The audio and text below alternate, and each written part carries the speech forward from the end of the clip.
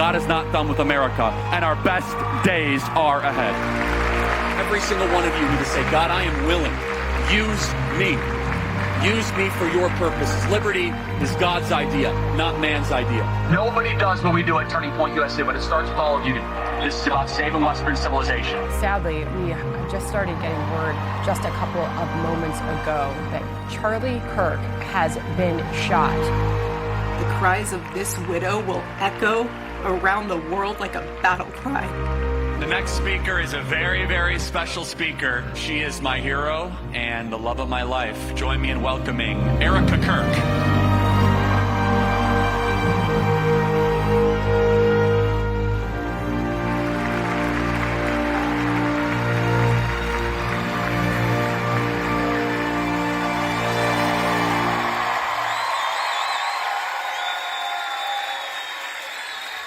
For over a decade, one movement surged through college campuses all across the country. What started off as a small group of conservative debaters turned into one of the most influential organizations in American politics, Turning Point USA.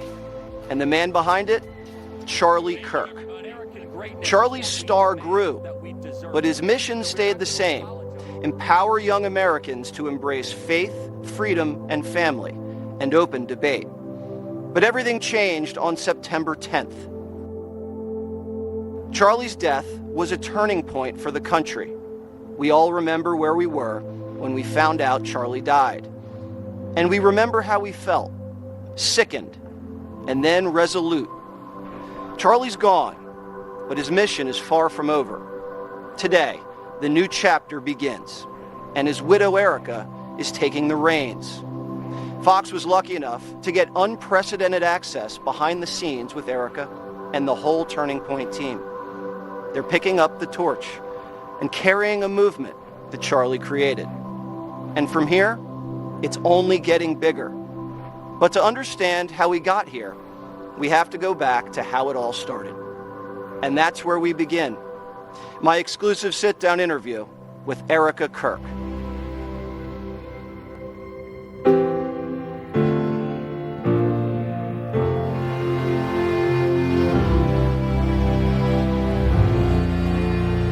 Who was Charlie Kirk? I can't help but smile when I hear his name or say it. He was the love of my life, still is.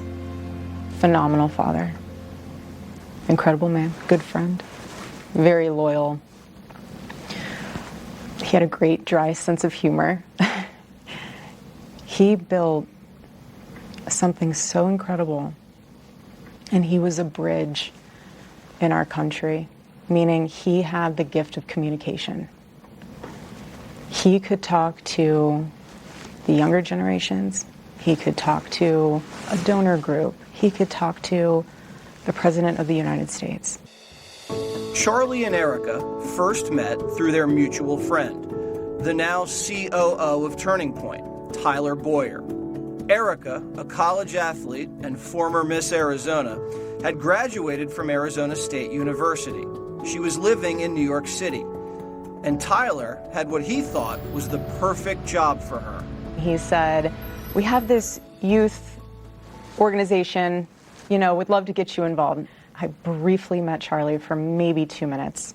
Quick handshake, hi, nice to meet you. Mind you, I did not know after that brief meeting that Tyler and Charlie had sat down, and Tyler was like, this is the girl that I need to hire for something with regard to the faith component of the outreach that they were trying to start. And he was like, so next time you're in New York, you really should sit down with her. And then that kind of sparked into everything else. They did end up having that meeting in New York, and what started as a job interview quickly drew the spark that Erika was talking about. And so then we had a great time, and it was about 15 minutes in, I quickly pivoted away from wanting to hire her to wanting to date her, and now we know how that worked quite well.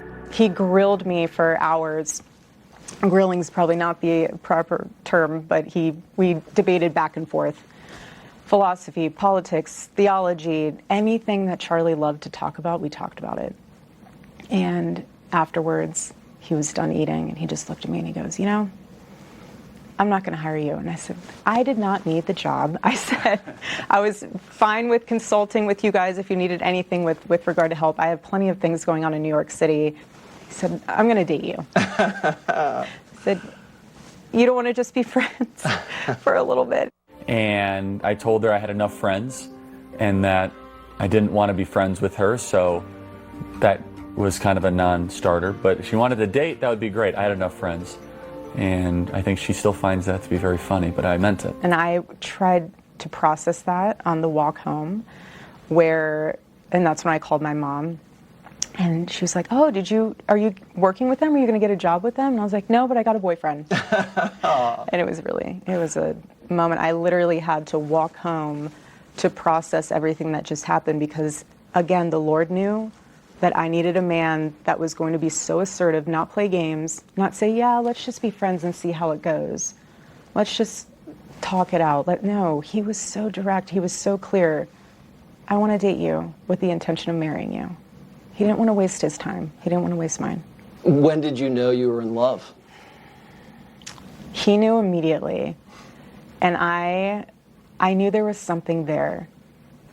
But I, prior to that, was praying that if he was to be my future husband, that the Lord would make it so clear that I would have such a peace about it, outside of it wearing a suit, outside of work-related events. And he just was amazing. Turning Point meant a lot too. This campus was just 2 buildings at the time, but the organization was already well on its way to becoming a force in American politics. You know, it's funny about leftists on college campuses. They think they're being rebels, yet all their friends are liberal, their teachers are liberal, the music they listen to is liberal, the textbooks they read are liberal, the entire culture they live in is liberal. They're being conformists. If you want to be a rebel on campus, be a conservative on a college campus. There's nothing rebellious about that. He would just engage with everything, that there was no separation between his work life and his home life. And I was so proud of him, and I would tell him, baby, you don't have to rush home. When you come home, home is waiting for you. I was never the type of wife that looked at my phone and said, okay, you better be home at 5 o'clock for dinner when I have it on the table. Never. I said, home is here for you when you get home. Dinner will be ready whenever you're ready to eat. I will never make you feel guilty for pursuing what the Lord has put on your heart. Did you know right away that Charlie was destined for something larger than life? Charlie has a great disposition about him, so I knew that he was never going to be just, he operated, everyone knew this, the way he operated his life, he wasn't going to waste time, and he wasn't going to waste the one life that the Lord has blessed him with. When you get married to someone you love, you never think, oh, I mean, at least we didn't, what our future was going to look like. It's not that you sign up for something. You just marry the love of your life, and however that unfolds, it unfolds. And we both have very similar understandings, and I knew his life would be important. All of our lives are important. But all I cared about was loving him and being a wife to him, being a mother to his children. That to me was so much more important. Everything else I could care less. Charlie was so disciplined. He had his routine. I know. He worked out. He did. He did his reading. Yeah. Are you now stepping into that? Him and I are very similar from the standpoint of making yourself a better person as life goes on. We all live many lives, and we all are constantly trying, at least Charlie and I, we're constantly trying to improve ourselves. We always worked out. We had the same trainer because him and I were athletes. It always goes back to the basic and simple things. He loved eating clean. He loved all of that stuff. But something that was so powerful about Charlie is that he mastered self-control. He would say, know your nature. He mastered that. He perfected that. From the standpoint of, yes, he was very hard on himself. I have the journals to prove it. Very hard on himself. But he held himself to such a high standard because he wanted the people that were around him to be better also. And he wasn't going to be a leader that told people what to do and not do it. He worked so hard. He did. He was the hardest working person in my business I've ever seen. Was that hard for you guys to balance that work and the family? So when we first started dating and when we were first married, we would travel everywhere together. We were on the road 350 some days out of the year. And then once we had our first child, it was an adjustment period because I wanted to be home with our little one. But he was so good about always wanting to come home. Always wanted to come home. And I wanted to make sure that he wanted to come home. Again, that's why I never said, "What are you doing? Why are you gone? Why are you traveling so much?" I never had those questions because I knew his heart and I knew what he was doing was so important. And he always included me in it. And there were times where I would go to his events and there were times where I wouldn't, but it was a family-oriented mission. So I never once was threatened by that because I was a part of it. He wrote you letters. Charlie wrote you letters. I know. Every week? Every Saturday. So he would turn his phone off to honor the Sabbath. He would come in, open the junk drawer. Everyone has a junk drawer. Open the junk drawer, said Shabbat Shalom, put it in there, turn the phone off, slam the door, and he felt so free because he was unreachable for 24, 48 hours. Did you see Charlie change in the 7 years that you knew him? How did he change? When he became a father, and you know this, when you become a parent, it changes you. When you become a husband or a wife, it changes you. I mean, being on the altar and making a covenant with the Lord and saying, this is my person, it changes you. You become one. Everything becomes one. Nothing is separated. And it was just powerful because I got to see him grow, not just in wisdom. He read a lot of books. Wisdom, but he grew in patience. And you can see that on campus too. You see the evolution of him going from holding the mic all the time to then putting it down, taking a sip of his tea, throwing in a throat coat, and just listening. You could see how he evolved into this incredible man who he mastered himself. He became more tranquil as he grew older. He did, and that was a huge testament to his faith because he realized more and more, this is not about Charlie Kirk. Is there one thing that you know about Charlie that no one else knows that you want to share? Okay. So he would name all of my daughters and my son's stuffed animals, every single one of them. His favorite animal was the platypus. It's so random, but it's so funny because it was such a utility animal. And it's not even an animal you would think of. And I remember when I went to the San Diego Zoo with my daughter, and we found the platypus shirt there, and I had her put it on, and Charlie was like, "How did you find that shirt?" And I was like, "We just so happened to go to the zoo, and they had a platypus." He was blown away. I'm glad we didn't embarrass him too much there. Yeah. We saw these clips go viral afterwards about him being a father. Mm-hmm. Let's look at some of those. Okay. It's so fun. That was a great day.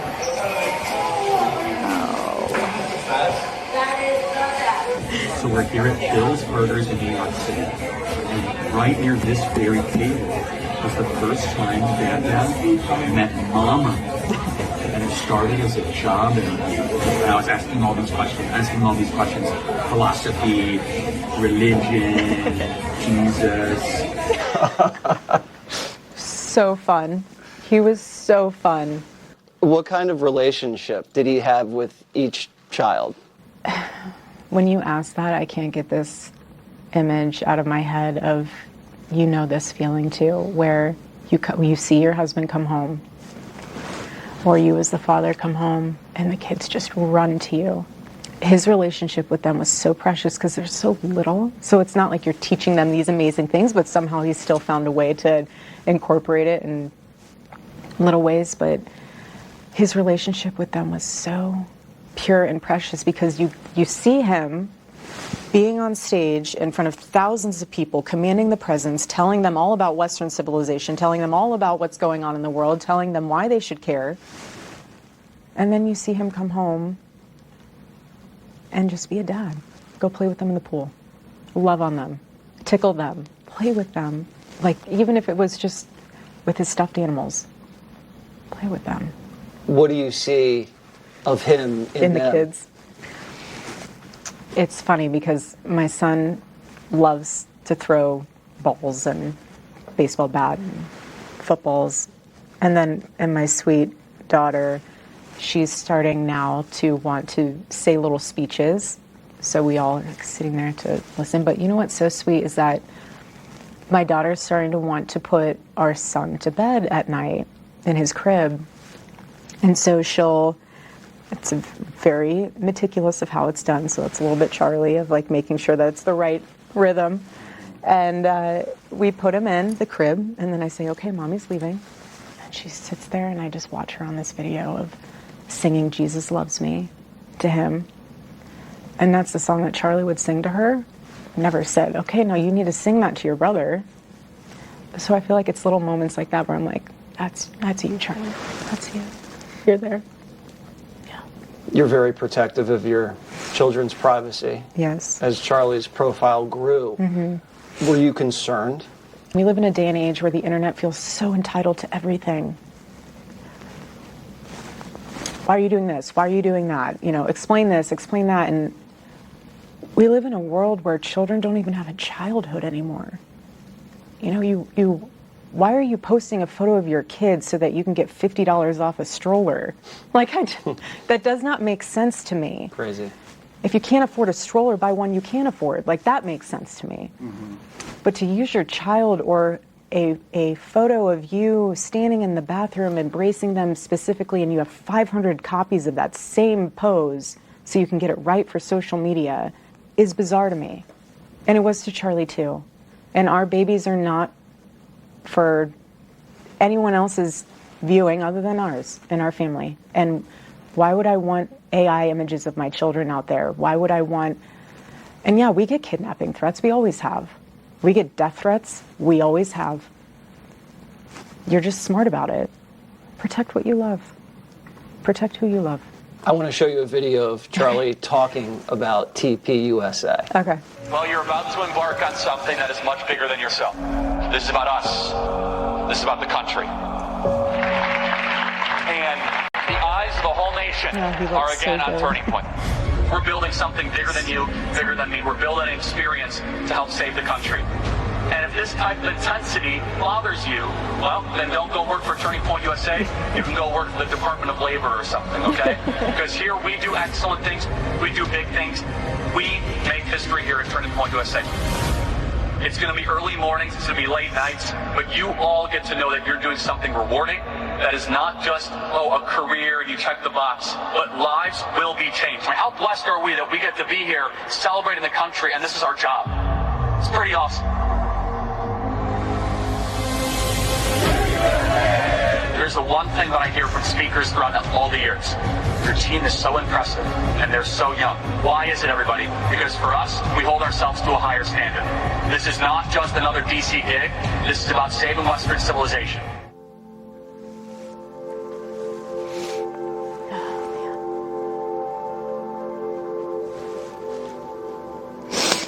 It's the longest video I've watched of him. Just give me a second.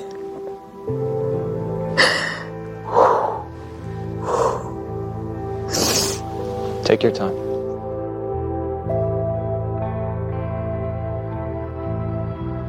Charlie was on a mission to save Western civilization. Did you know that's what you signed up for? Well, no, I didn't sign up for anything. I just married the love of my life. Just so happens that that's what he was doing. Tell me about the day before the shooting. He was at the office, and we were going to meet for dinner beforehand with a dear friend of ours who I wanted to just be with us and pray with us before the event. It's no hidden secret that stuff on campus is heating up. You see people on campus coming on with guns prior to the event that happened with Charlie, the assassination with Charlie. And so I know that, you know, you and I even talked about how I used to say, you know, Charlie, have you ever thought about wearing a vest? He would nod to that and be like, you know, I've looked into it. But he would always say, if they're going to get me, they're going to get me. He wasn't afraid. Wouldn't have mattered anyways if you wore a vest. Erika's mom was dealing with a medical issue, so she stayed in Phoenix to care for her. She planned to join Charlie at the next scheduled Turning Point event at Colorado State just a few days later. He was like, home needs you. Home needs you. Be home. Come with me on Thursday to the next event we have. And so for him, that night, he was so excited. I mean, he just was like, I can't wait. It's going to be the best. And he got up around 2:45, 3-ish to go into the kitchen to grab a snack. And our daughter had woke up around that same time. We live in a small space, so you can kind of hear when everyone's kind of shuffling around. And so she came to our room, and she stayed in our bed. And he always loved when Gigi slept in our bed because she's, you know, little ones, they like curl up inside of you and like they're just nuzzled in. But you also know that it can be very acrobatic when a 3-year-old is in your bed and somehow their feet end up on your face. So I said, I want you to have a good night's sleep. Go ahead and sleep in her room. And I'll turn the air down so it's nice and cozy in there. And I just want you to get a good night's sleep so you can be amazing tomorrow. And so Gigi and I stayed in our room. And that morning he woke up super early and he came into our bedroom, into the bathroom, because that's where his wedding ring was and his necklace. And he came in and he grabbed that. And then he left. I didn't even get to give him a kiss goodbye. When we return, he was at peace. And I gave him a kiss. One of the hardest moments of my life was leaving him in that room. I want to take a moment to talk about a partner we're proud to stand with, Good Ranchers. Now, if you've been listening to the Charlie Kirk Show for a while, you know how important it is to support American values and families, and yes, American farms. That's exactly why Good Ranchers is more than just a sponsor. They are a part of the same mission that we fight for on this show every single day. Charlie always said, if you want to change the culture, you have to change what you support. That's what makes Good Ranchers so special. They source 100% American meat, no mystery meat, no foreign imports, and they stand proudly for their values, freedom, in this great country. Visit goodranchers.com and use the code KIRK, K-I-R-K, when you subscribe for an additional $40 off, plus free meat for life. Look at that.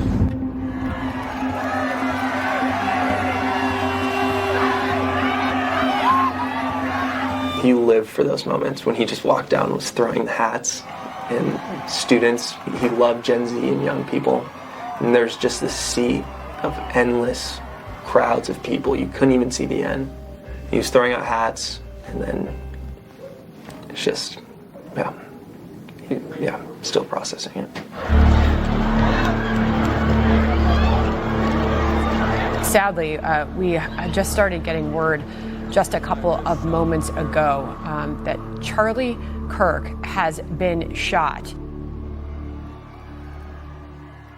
how did you find out Charlie had been shot? Was at my mom's doctor's appointment. I have my phone and I see the video come in of him flinging out the hats. And I said, Mom, look, it started. So we saw the hats being flung. I put my phone down and it was on silent, so I had no reason to look back at it. When I moved my mom, I went back to grab my phone, and that's when Mikey started calling me. He called me within seconds.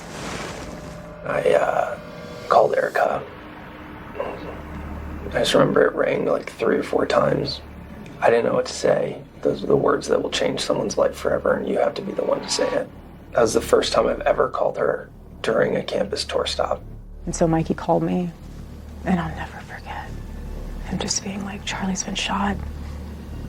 He's been shot. Get the kids. Get security. Get the kids. Get the kids. He's been shot. I sprinted out of her treatment center. I just collapsed in the middle of the parking lot. Called our security. Yeah. Unbelievable nightmare.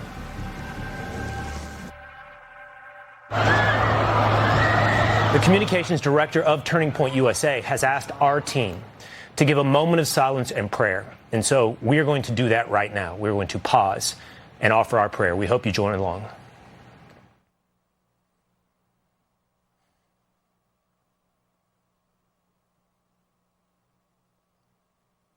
However, and to whomever you pray, I hope in this moment that you can pray for Charlie Kirk. There was a moment there where people thought Charlie would survive. Mm-hmm. There were so many things going on at that one moment. It was so hard to actually know and hear what was going on because you're getting phone calls in and out, and hindsight, the way the bullet hit him, he died instantaneously. He was pronounced dead. He died on the scene. But I'm so glad he didn't suffer.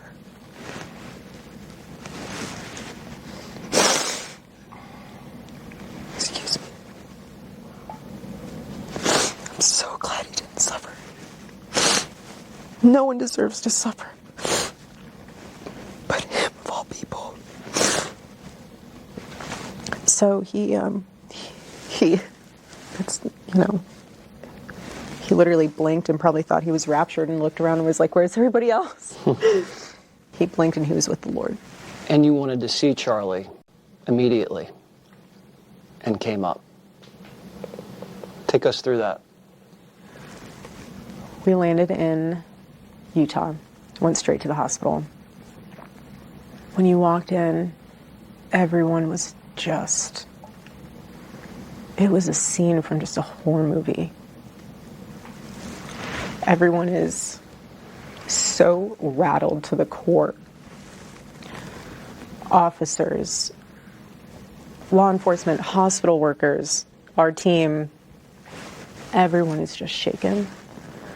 And we get into the room. One of the law enforcement guys comes in.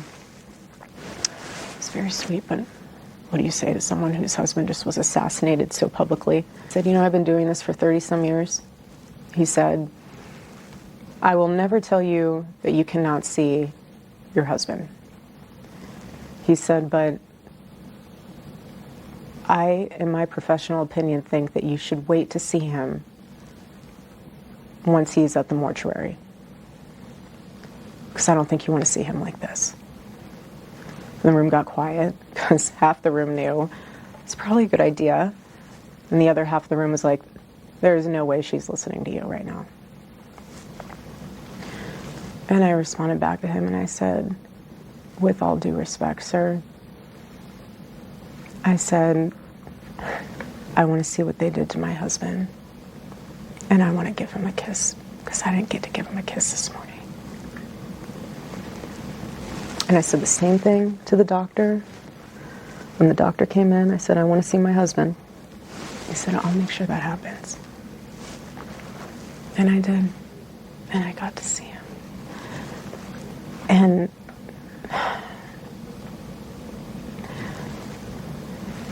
when we walked into that room, he still looks so alive. Because he just, and I'm just so glad I saw him, because you know this when you see someone pass at the mortuary. They never look the same when they're at the mortuary. They have this awful makeup and they're cold, and he was still warm and his eyes were slightly open. But you know what was so powerful, Jesse? He had this smirk on his face. It was so sweet. He had this smirk on his face where it meant three things to me.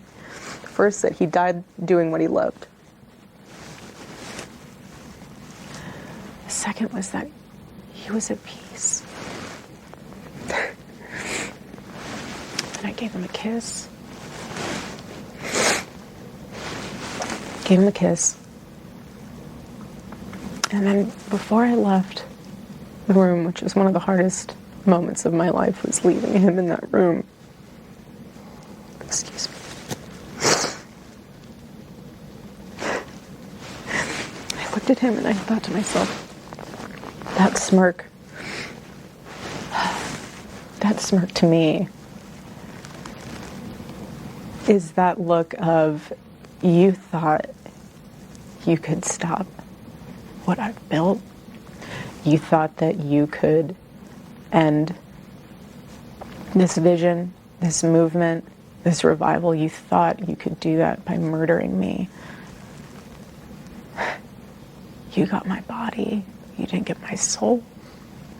Do you know how many transgender Americans have been mass shooters over the last 10 years?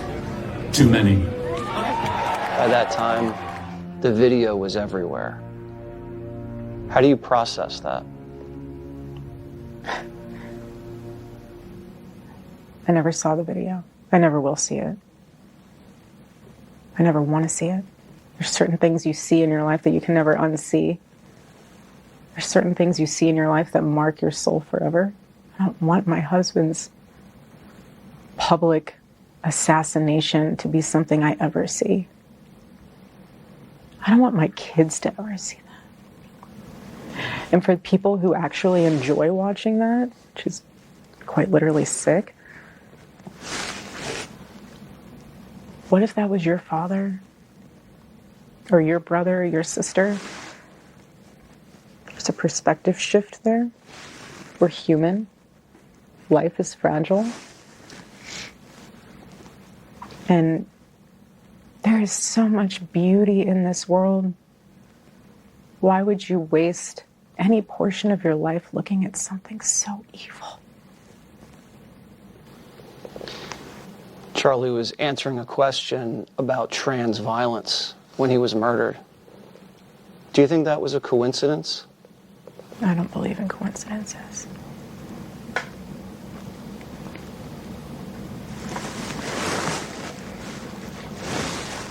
Do you think they've caught your husband's killer? So, something I'm so grateful for is that we have one of the most incredible teams for this case. I would never wish it upon anybody to have to go through what we are going through. To have seen the autopsy report, to have seen the different evidence portions that have been collected. I trust our team. There's other theories swirling around about Charlie's assassination. Right. How does that make you feel? When everything happened, my phone died and became a black hole. I just didn't turn it on for weeks on end. I've intentionally insulated myself because I need to guard my heart, and I need to be there for my kids, and I need to be there for Turning Point. And what I've realized through all of this is that everyone grieves differently. Everyone is trying to figure out, and I don't blame them, how does this happen? How does somebody become so radicalized where they can justify this in their own head? We just lost one of the greatest voices of our generation. Why? How? What's behind it? Like, everyone's trying to process this. And I respect that. But where my heart is just asking for some grace is for the ones who were there that day. They have to relive that every single day. He didn't die in a car accident. He didn't die from cancer. He was assassinated. And the difference between this and previous assassinations in this country is there was no social media. There was no AI. I can tell you how many fake images are out there of all of this. And again, my only request is that just please pray and consider and think about whatever you put online, because it's going to impact his kids in the future. I don't want my kids to go on the internet one day when they're older and see things that it's just, we're all trying to process this in their own way, and I appreciate that. But just some grace would be nice. Do you feel safe? I do. What are they going to threaten me with? Going to heaven sooner to be with my husband? And I don't say that to be reckless. I do not. I do not say that because I'm out in the streets like, here I am, come find me. And it's not at all. It's It's a fearlessness that's rooted in the understanding that I will have my day and my time, whenever that is. When the Lord knows that I've completed my mission. And I'm not afraid. Charlie wasn't afraid either. We never lived in fear. If we did, we wouldn't get anything done.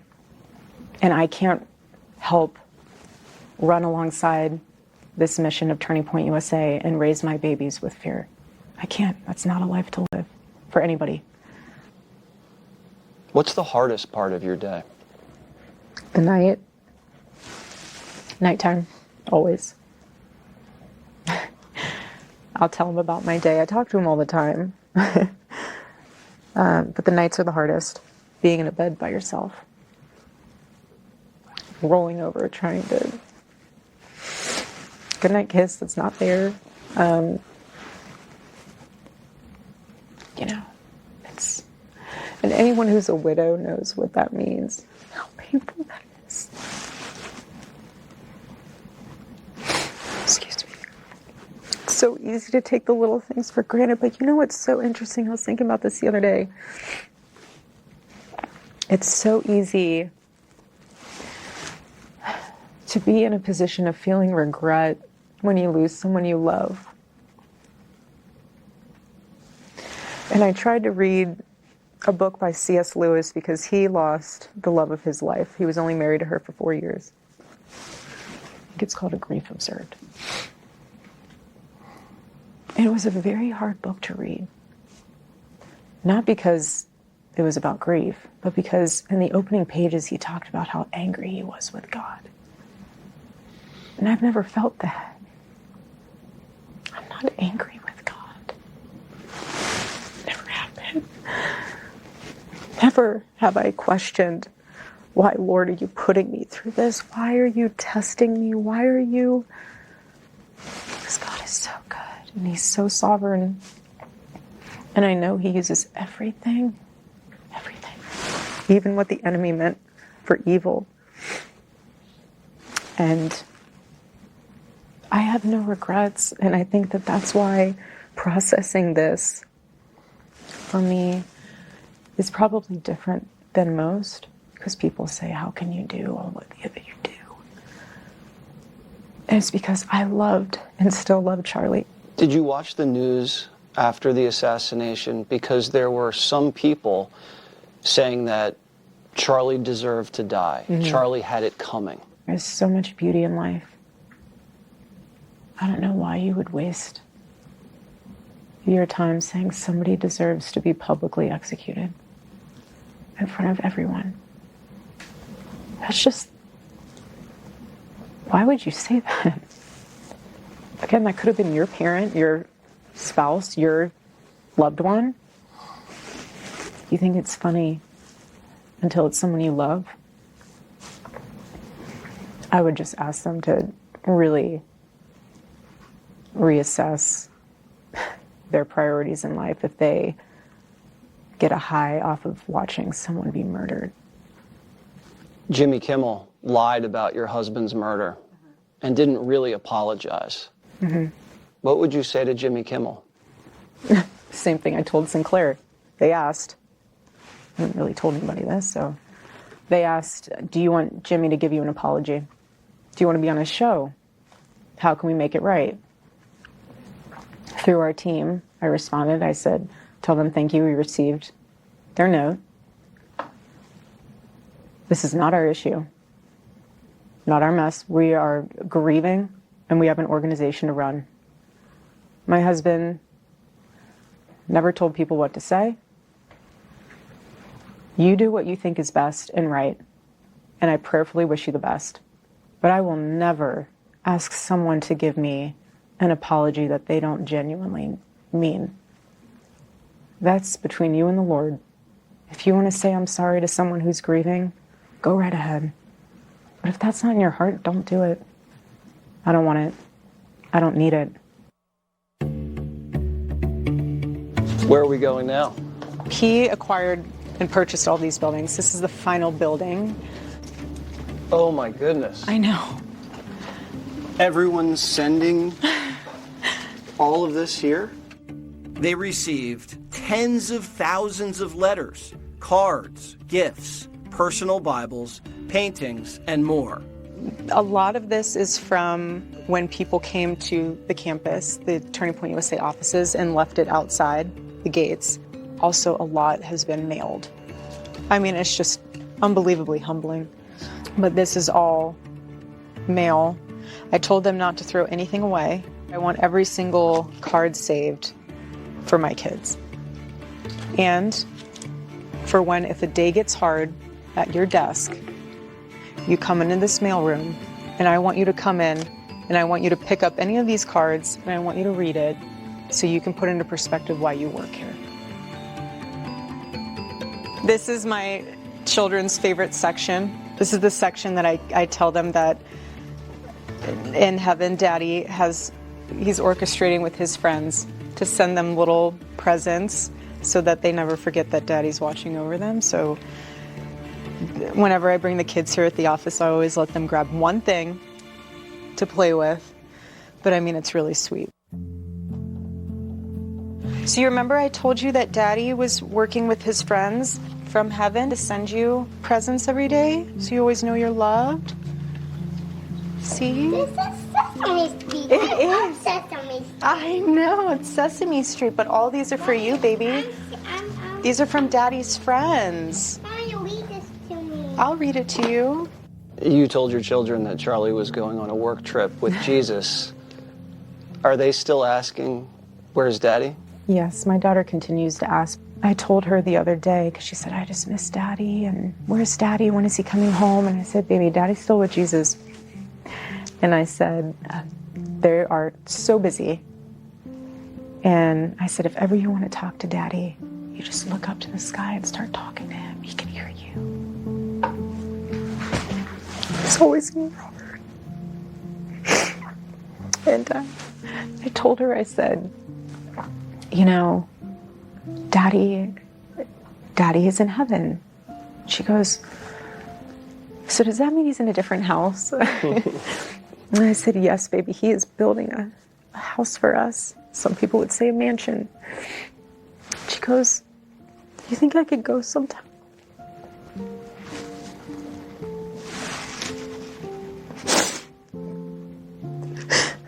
Excuse me. Children are so precious. I said, baby, we will all go one day. We will all go one day. It makes me speechless because it's for the kids. And that's how I can keep telling the kids, you know, Daddy's thinking about you and loves you, and all these people. I mean, it's endless, which is amazing. Yes, baby.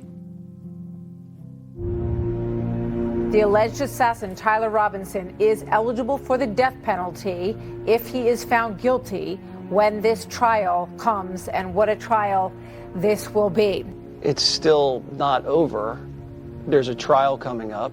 The defense wants to ban cameras in the courtroom. How do you feel about that? There were cameras all over my husband when he was murdered. There have been cameras all over my friends and family mourning. There have been cameras all over me, analyzing my every move, analyzing my every smile, my every tear. We deserve to have cameras in there. Why not be transparent? There's nothing to hide. I know there's not, because I've seen what the case is built on. Let everyone see what true evil is. Let everyone see and know how it happened, how it even got to this point. This is something that could impact a generation and generations to come of understanding there is never a justifiable moment for violence, especially political violence. And that's another reason why, too, I've been so open about certain private moments within our family. There's nothing to hide. Let the world see. Let them see.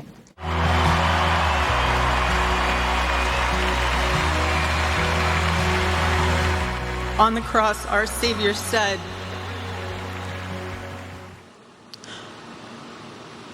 "Father, forgive them, for they not know what they do." That man,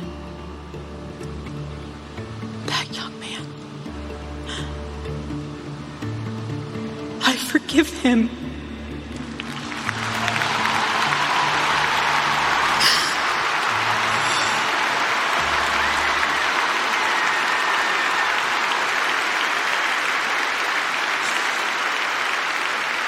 You shocked a lot of people when you forgave Tyler Robinson. How did you do that? I remember going over the speech the night before, and there was a portion in there that I remember putting about how Charlie was trying to save the lost boys of the West. He was trying to save the exact type of individual who murdered him. And when I reread that the night before, I thought it just was weighing on my heart. Forgive him. A lot of people in this world think that forgiveness is a weakness, or that when you forgive, you forget. And it's the exact opposite. It's a form of freedom. The enemy stole my husband. And if I didn't forgive, it's more so for me than this man. Because the enemy would have my heart. And I knew that every day the Lord forgives me for things. Just how he forgives everybody else for things, small, big. And what an example of forgiveness. And it's not easy. It's not easy. It never is easy, but it's freeing. It's so freeing. And again, it's not a weakness, but it's a way for me to be able to say, you'll never get me. You'll never get me. Would Charlie have forgiven his killer? He's in heaven. And he sees everything, full picture. And I truly believe that if the Lord, which this does not happen, but if the Lord gave him an option to return back to earth, and if the Lord said, this is what your death is going to be the catalyst for, do you want to go back and exchange it? He'd say no. Wow. He'd say no. If convicted, do you think your husband's killer should get the death penalty?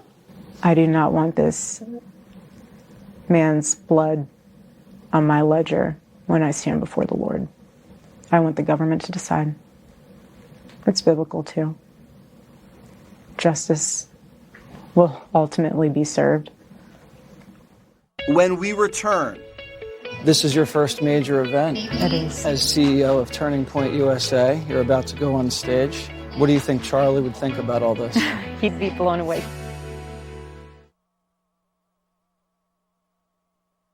Flu season doesn't wait, and neither should you. The smart move is to prepare before anyone in your family gets sick. That's why we recommend All Family Pharmacy. They let you stock up ahead of time on Tamiflu, antibiotics, antivirals, ivermectin, vitamins, and more, delivered right to your door. And the best part? Every order includes the doctor's prescription, so there's no insurance, hassles, or last-minute pharmacy runs. Be proactive, not reactive. Prepare today. Visit allfamilypharmacy.com/Kirk and use code KIRK10 to save 10% today.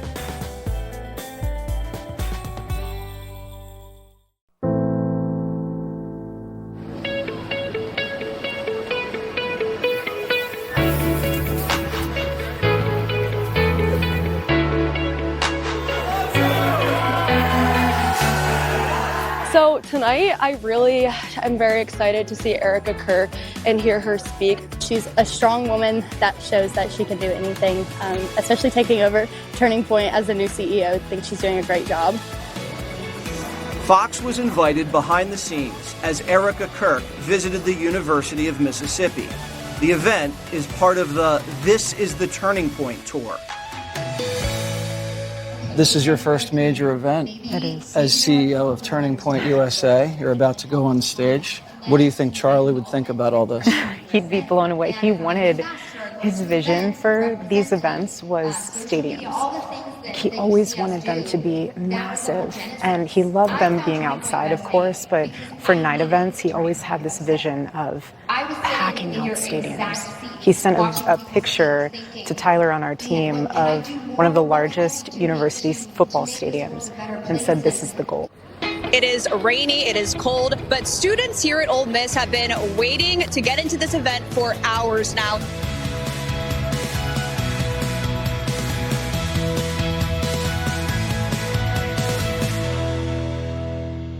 Well, you have about 10,000 people out there. I'm humbled.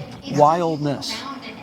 Well, that was a stop that Charlie had on the list, and him and JD were going back and forth on, which stop they would do, and it just so happened to be this one, and we just wanted to keep everything in motion that Charlie wanted honored from the standpoint of he already had this set up. And so with everything that JD and Usha did for myself and Charlie afterwards, how could you not? Introducing the Vice President tonight, JD Vance. He's really been there for you. He's a blessing. Him and Usha, they are the most incredible people. Incredible. With such genuine love. I mean, just everything they did for us was so humanized. I mean, they were there for us. They've been there for us. Your husband's life was taken on a college campus. You're here now on campus. Do you feel safe? Yes, because I feel Charlie with me here. You feel Charlie here right now. I know you do too. I feel him too. Well, God bless you.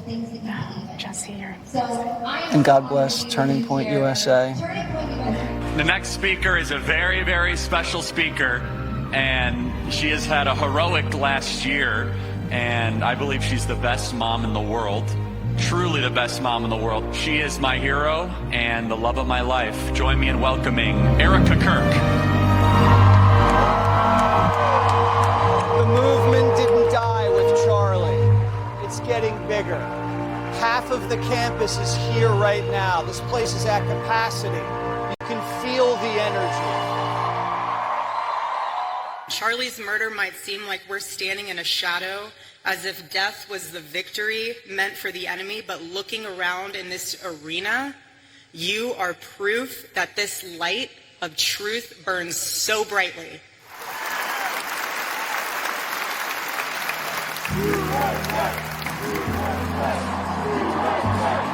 Carrying on Charlie's legacy, Vice President Vance debated students with different viewpoints, repeatedly encouraging them to come to the front of the line. Because we want to talk to people we agree with, we also want to hear from people we disagree with. I did not agree with many of the things that you said right ahead of this. I see there's a big line, and I hope I can get to everybody's question. I have a girlfriend who's studying in America off a visa. So what is your view on legal immigration? Yes, sir. Well, I appreciate the question. And look, my honest view is that right now, America, thanks in part to the Biden border invasion, but also thanks in part to a lot of bad immigration policy, right now, we have let in too many immigrants into the United States of America. That is just a fundamental reality. The next day, Erika was back in Phoenix. Last night was amazing. Yeah. I don't think I can ever put into words. I mean, obviously, that was my first campus. I mean, in fact, on a campus event, it was sitting, next to Shirley. I mean, I always got it. I always supported him for everything, but now to see it.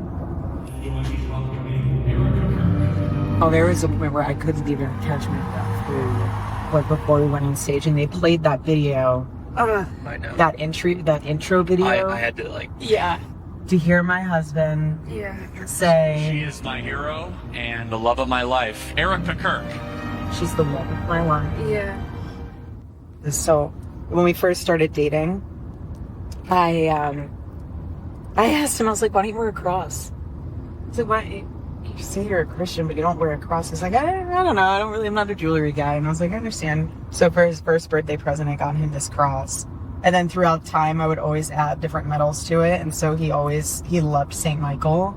And so, yeah, every time he'd put this on, he just felt like it was his armor. Yeah. Yeah. It's really sweet.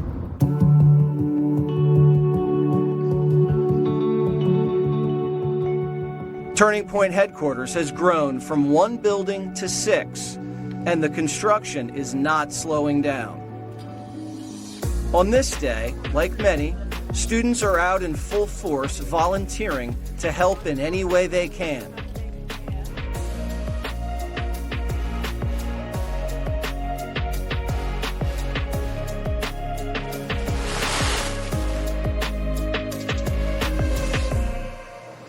This is only a portion of the team. Mm-hmm. There's, what, 50 people in here? Hi, guys. So this is a portion. Every building you'll see,